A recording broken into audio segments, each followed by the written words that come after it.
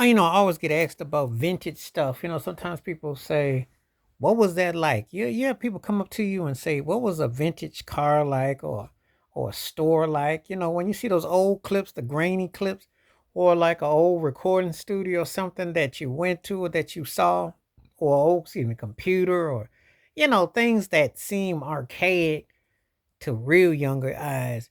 What was it like to experience something so vintage? Because the thing about it is if you live long enough, especially if you came around a certain time period, you saw some things that that represent a whole lifetime ago. And technology can never bring them back. I mean, there's never anything that will, bring that part or element of your life back. But it was there was some encounters that I think like a Viewmaster, or first time having 3D glasses, how hip that was. They still do have 3D glasses, but it wasn't nothing like watching some of those films back in the day, sitting around watching a TV set with your 3D glasses on with them, and it was like really groundbreaking at the time. It was like something unique. Everybody goes through an era in a space, in a place of time. They think this is vintage. This is like a golden era. And then you think that when people get a certain age, they'll never know what it was like. Because there are things that happen that will not come back that were popular back in the day, and that's just the fact. I tell all the time, I grew up with ruckus stores. You ain't getting that. You get your movie theaters ain't even like the way they were back in the day. The cineplexes and all that.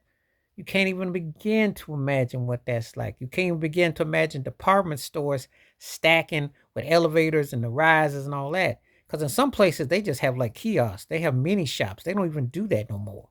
You know, um, having coupon booklets and stuff. When you talk about vintage stuff, things that was the norm to be popping off. Imagine you have your grandmother with you and she got like 99 green stamp tickets coming out, playing it like it's lottery or like she got a family album. You're not gonna see that hardly today because everybody got a phone app and they scan and they roll.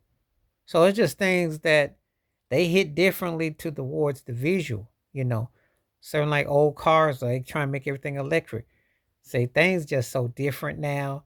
I remember when you'd have a sunroof and that was automatic and you could mess with your windows and you thought you was high tech. Well, today you talk to your phone and it's almost all automation. It is really something else that it's done in a way that is so, it just makes you secondary. So, um, it's just crazy. So it's one of those things that it's crazy when you think about it. And it just hits you in a different reflector.